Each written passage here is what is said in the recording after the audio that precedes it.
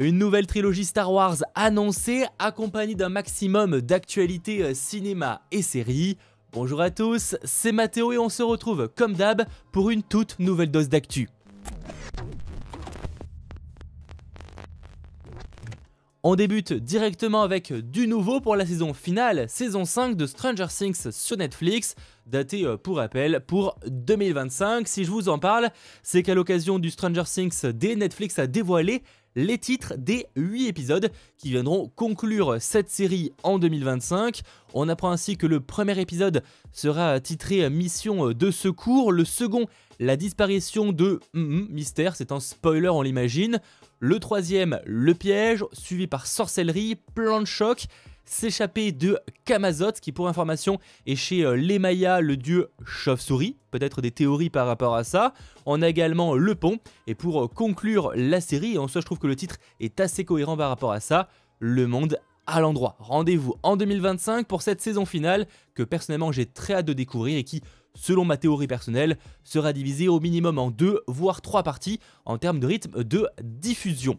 On reste sur Netflix un certain temps avec Outer Banks. Alors vous savez sûrement que la saison 5 sera la dernière saison, ça a été annoncé, hein. Là la saison 4 est sortie sur Netflix et la saison 5 viendra conclure le show. En revanche, ce qu'on ne savait pas, c'est via les co-créateurs et producteurs de la série qu'ils étudient en ce moment même la possibilité de faire des spin-offs à Outer Banks. Alors on n'en sait pas plus pour l'instant, en soi c'est pas non plus très surprenant au vu de la popularité du show. On sait par exemple que des spin-offs à Stranger Things, on pourrait évoquer ça, sont en préparation également, en tout cas sont à l'étude.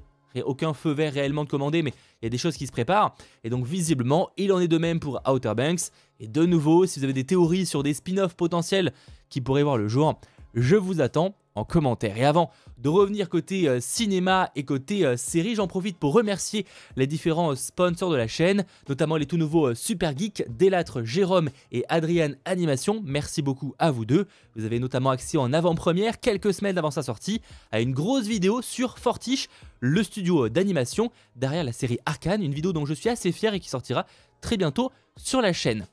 On peut revenir côté date de sortie avec une mauvaise nouvelle, même si en soi, vous allez voir que c'est pas inquiétant. C'est concernant la sortie de Mickey 17, hein, vous savez, ce film de Bong Joon-ho à qui l'on doit Parasite, et qui est avec Robert Pattinson, donc sur un personnage cloné, on va dire ça comme ça. C'est un film de SF franchement très intéressant qui a l'air d'être assez déjanté, assez fun.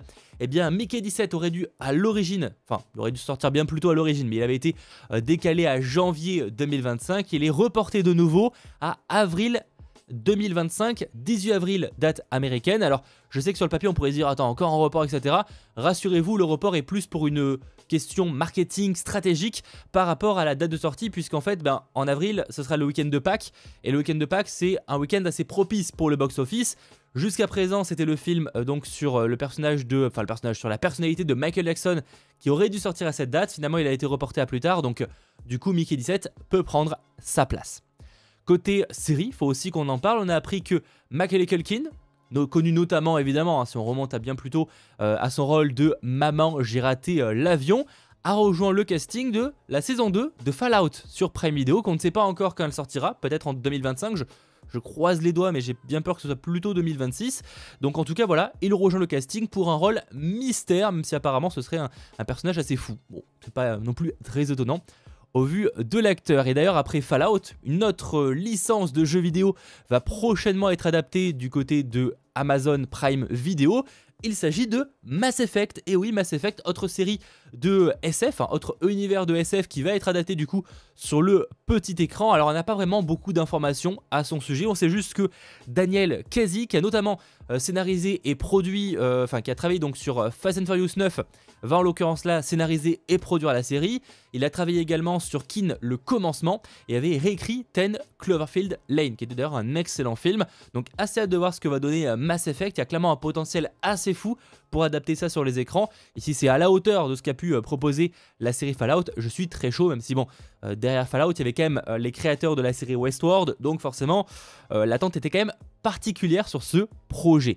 Et autre jeu vidéo qui va aussi avoir le droit à son adaptation, c'est Hello Neighbor, et donc là on apprend que c'est plutôt du côté des films, donc à voir si ça sortira sur une plateforme de streaming ou autre, mais en tout cas on est sur un film Hello Neighbor, et le scénariste de Five Nights at Freddy's, le film, donc Tyler McIntyre, je sais pas comment ça se dit, va s'occuper du scénario. A noter dans le cas de ce jeu qu'on y suivait un garçon qui a emménagé derrière un voisin assez mystérieux et qui doit s'infiltrer sans se faire repérer. Ça peut donner un film franchement très intéressant. Là-dessus, affaire à suivre. Et on en termine avec les adaptations de jeux vidéo du côté du cinéma avec Zelda. Vous le savez, depuis maintenant un certain temps, un film live action, donc avec de réels acteurs. Zelda est en préparation. Et bien si je vous en parle, c'est que Nintendo a en fait posté une diapositive donc en interne, etc., qui montre leur ambition pour le cinéma. On voit donc qu'en 2023, ils ont sorti le film Mario Bros, c'était déjà dévoilé, que le prochain film Mario Bros, qui n'est pas forcément un Mario Bros 2, hein, en tout cas ça n'a pas été annoncé pour l'instant comme tel, lui sortira en 2026. Et on voit que le film Zelda, donc l'adaptation live action, cette fois avec de réels acteurs, sortira dans cette décennie. En tout cas, c'est l'ambition de Nintendo. Évidemment, ça peut évoluer. Alors, il n'y a pas de date précise, hein, vous voyez, hein, c'est juste 2020 quelque chose, donc ça peut être 2029, etc. Mais dans l'idée, il prévoirait de le sortir dans cette décennie. Le petit problème par rapport à tout ça, c'est que il a été annoncé que ce serait Wes Ball qui le réaliserait. Wes Ball à qui l'on doit la trilogie Labyrinthe et qui s'est dernièrement occupé du nouveau film La Planète des Singes. Le problème par là, c'est qu'il y a un nouveau film, La Planète des Singes, qui a été annoncé pour 2027. Et cette fois, il a réellement été annoncé pour cette année-là. Alors, Wes Ball n'a pas été annoncé pour l'instant pour ce nouveau film, La Planète des Singes, mais on sait qu'il avait l'ambition de s'occuper de cette trilogie-là. Et je pense que Disney et donc la 20th Century Studios ont tout intérêt à le faire revenir pour qu'il reste impliqué dans cette continuité. Et donc s'il s'occupe de ce film en 2027, enfin pour 2027, ça voudrait dire un film Zelda qui ne sortirait pas avant au minimum 2029 en termes de délai. À voir évidemment qu'on aura plus d'informations. Et encore, je vous disais qu'on avait terminé avec les adaptations de jeux vidéo, pas du tout, puisqu'on va parler également de Arcane. Oui, Arcane, on apprend que le budget de la série, donc des 2 saisons de 18 épisodes, selon Variety, serait estimé à 250 millions de dollars, donc pour produire et promouvoir la série, ce qui en ferait tout simplement la série d'animation la plus chère de l'histoire. Alors après, on parle quand même de 18 épisodes, on parle de plus d'une dizaine d'heures de contenu, donc en soi, on parle de plusieurs films si on parlait en termes de durée. Donc finalement 250 millions, quand on voit qu'un film Pixar coûte ou autre en coûte 200 millions et qu'on est sur 1h30 à 2h maximum, bon, finalement c'est pas non plus aberrant, mais pour une série d'animation ça reste malgré tout énorme. Et c'est surtout beaucoup plus que ce qu'aurait imaginé à la base Riot Games, donc les développeurs de League of Legends et les propriétaires et qui ont donc chapeauté Arcane. Clairement ils imaginaient pas qu'ils dépenseraient autant d'argent, mais il y avait aussi la raison que Riot Games n'est pas un studio de cinéma ou un studio de série. Et donc forcément, ils ont fait quelques petites erreurs, etc. Et des investissements pas forcément toujours très intelligents, ce qui a évidemment augmenté le budget. Avec ce manque d'expérience, on peut imaginer que maintenant, une nouvelle série coûterait relativement moins cher. Donc voilà. Et en parlant d'inexpérience, sauf que cette fois, ils n'en ont pas l'excuse, c'est bien le problème, on va parler Star Wars. Je vous l'ai teasé en début de vidéo, et sûrement dans le titre de cette vidéo également, une nouvelle trilogie Star Wars a été dévoilée. Ça a été confirmé par Deadline, notamment par le Hollywood Reporter. Lucasfilm a conclu un accord avec Simon Kinberg pour développer une nouvelle trilogie de films Star Wars, sachant que Simon Kinberg devrait donc écrire le scénario. Pour l'instant, il n'est pas annoncé en tant que réalisateur. Si vous ne connaissez pas ce dernier, sachez qu'il est scénariste et producteur de certains films X-Men. Alors là, je vous cite le meilleur, mais il y a aussi les mauvais dans la liste, malheureusement. Il y a aussi l'affrontement final, par exemple. Et encore Apocalypse, donc on n'est pas non plus sur les meilleurs. Mais il a aussi produit, effectivement, Days of Future Past, qui est pour le coup un des meilleurs films X-Men. Et il est aussi le réalisateur de Dark Phoenix, j'en parle mes écouteurs, et de un film sorti un peu après, 355. Là, clairement, ça commence un petit peu à dégringoler en termes de qualité, on va pas se mentir. Il est aussi en partie créateur de Star Wars Rebels. Il faut quand même que je le place. Ça reste quelque chose qu'il a fait dans l'écosystème Star Wars. Maintenant, il y a la question de quoi ça va parler, cette nouvelle trilogie Star Wars. Parce que, ok, bon, la personne, c'est pas forcément un profil qui me rassure énormément, mais en soi, pourquoi pas. Maintenant, de quoi ça va parler? Eh ben, pour le coup, les sources divergent. On va dire que la plupart des sources parlent quand même d'une suite, donc un Star Wars 10, 11 et 12, qui serait même peut-être vendu comme ça. Donc une suite, du coup, à l'ascension de Skywalker. On va y revenir parce que certains diront, attends, mais Mathéo, il n'y avait pas déjà quelqu'un qui était impliqué là-dessus? C'est vrai. Donc il y a des sources qui parlent de ça et d'autres sources qui parleraient plutôt d'une nouvelle saga. Donc c'est pas extrêmement clair pour l'instant.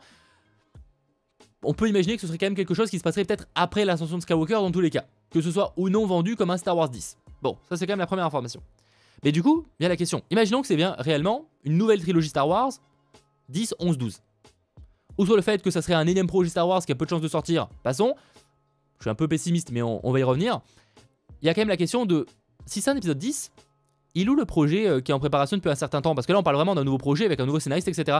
Sauf que, pour rappel, il y a Charmin Obaid Chinoy, qui avait notamment bossé sur Miss Marvel, qui développe quand même un projet sur Rey depuis des années, qui est annoncé officiellement en plus, hein, ce projet-là. Hein. Alors, il y avait déjà des scénaristes qui se sont barrés de ce projet, c'est pas la première fois où il serait en partie reboot, mais c'était pas lui le projet 10, parce qu'il était clairement annoncé que ce serait une suite sur Rey, voilà, qui monte un nouveau truc Jedi, etc. Donc, bah, c'était ça Star Wars 10. Et visiblement, c'est plus le cas. Alors, à moins que Charmin Obaid Chinoy reste réalisatrice et qu'en fait elle s'implique dans ce projet de Simon Kinberg, mais ça veut dire qu'on repart de nouveau à zéro. Bon, ce serait pas la première fois que Lucasfilm galère avec un projet et que ça prend que les projets, les réals me font bah en fait non, je me barre, etc. Ce serait pas la première fois, mais c'est quand même pas très rassurant, je trouve, de mon côté. Donc, à voir si les deux projets vont fusionner, si ces deux projets séparés, mais alors du coup, s'il y a bien un Star Wars 10 et un Star Wars sur Rey, je vois pas trop ce que va raconter Star Wars 10 parce que bah, ça peut que raconter des personnages, enfin une histoire sur Rey du coup. Bon, je ne sais pas trop où ça va aller. En tout cas, les projets Star Wars, c'est toujours la galère. Hein. Où est le projet de Sean Levy? Où est le projet de Taika Waititi? Alors, Rian Johnson, n'en parlons même plus, etc. etc. Les projets sont nombreux, sans parler de tout ce qui a été annoncé officiellement. Je rappelle qu'officiellement, lors de la dernière Star Wars Celebration, il était annoncé donc un Star Wars de James Mangold. Il était annoncé un Star Wars de Dave Filoni dans le The Mandalorian Universe, mais pas du tout celui qui va sortir en 2026. Ok, pourquoi pas. Et du coup aussi ce projet serait. Bon, on verra. En tout cas, le prochain film, et qui pour le coup lui sortira parce que le tournage a eu lieu, c'est The Mandalorian et Grogu, prévu pour mai 2026, et qui, à première vue, remplacera un peu la saison 4 de The Mandalorian sur Disney+. Ok. Et un autre film hein, dans cet univers-là qui est censé encore arriver après pour conclure le Mando Universe. Et alors pour le coup là, à voir si ça réellement arrivera, mais il y a le projet selon les rumeurs dernièrement de sur la création des Jedi d'une certaine manière, en tout cas sur les débuts des Jedi, réalisé par James Mangold, à qui l'on doit le film Logan, mais aussi du côté d'ailleurs de Lucasfilm, le film donc Indiana Jones, le dernier opus. Et bien lui, selon les rumeurs, pourrait tourner en 2025. Donc ça serait peut-être à première vue, ça peut bouger parce qu'à l'époque le projet de sur Rey était aussi censé être le prochain qui sortirait, et au final c'est pas le cas. Donc ça peut évoluer d'ici à la sortie et d'ici surtout le tournage, mais à première vue, lui, selon les informations, devrait tourner en 2025, donc il pourrait être le film suivant après justement le film The Mandalorian et Grogu. Ce qui peut me rassurer sur ce projet-là, c'est que James Mangold a déjà travaillé avec Lucasfilm, donc on va dire qu'il sait peut-être un peu comment ces derniers travaillent, et donc ça peut peut-être aussi faciliter le processus, là où des nouveaux en général peuvent être vite rebutés à travailler avec ces derniers. On verra, en tout cas pour l'instant, on n'a pas plus d'informations. J'espère évidemment que cette vidéo d'actualité cinéma et série vous aura plu. Si c'est le cas, n'hésitez pas à vous abonner et à aller checker les autres vidéos également disponibles. Allez, à très vite, ciao tout le monde, et on se retrouve d'ailleurs ce week-end pour la D23. Ouh, ça va être cool, ciao.